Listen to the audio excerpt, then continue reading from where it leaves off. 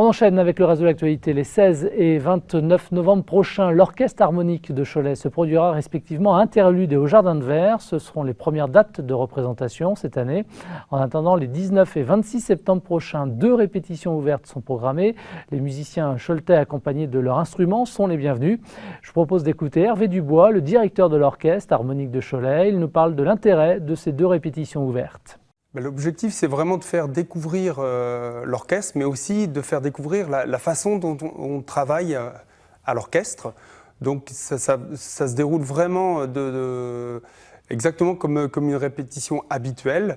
Les nouveaux musiciens sont intégrés au sein des pupitres et participent donc à toutes les étapes d'une répétition, c'est-à-dire l'installation, la chauffe en commun, donc bien souvent en relation avec les pièces travaillées.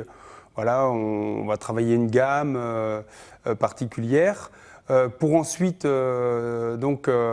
travailler l'écoute des différents pupitres, travailler aussi la justesse et enfin le travail des pièces. À quel répertoire vous vous attaquez cette année ? Alors, très souvent, c'est essentiellement du répertoire qui a été composé pour ce type d'orchestre, donc instruments à vent et percussions. Il se trouve qu'il peut y avoir des transcriptions, c'est-à-dire des pièces qui à l'origine ont été composées pour un autre type de formation. Très souvent, ce sont des pièces écrites pour orchestre symphonique et transcrites pour orchestre à vent. Par exemple, le répertoire de musique de film est bien souvent écrit pour orchestre symphonique. Voilà.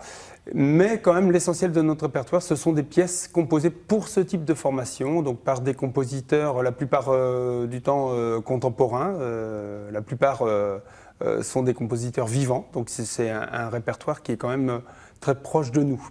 Très actuel finalement. Voilà. Ok. Vous avez plusieurs dates comme ça dans l'année. La première où vous vous produirez, ce sera donc au mois de novembre. Là concrètement, vous jouerez quoi ? Alors le premier programme de l'année sera consacré donc aux terres d'Orient, donc aux musiques orientales, donc qui proposera en fait un parcours musical de tout le Proche-Orient essentiellement, hein, donc depuis l'Arabie jusqu'à l'Arménie, en passant par Israël, mais également aussi une partie de l'Afrique du Nord et des terres comme le Liban. L'orchestre qui compte 70 musiciens, dont la moitié sont des anciens élèves du Conservatoire de Cholet. Pour en savoir plus sur cette formation, rendez-vous sur le site internet www.ohc-49.fr.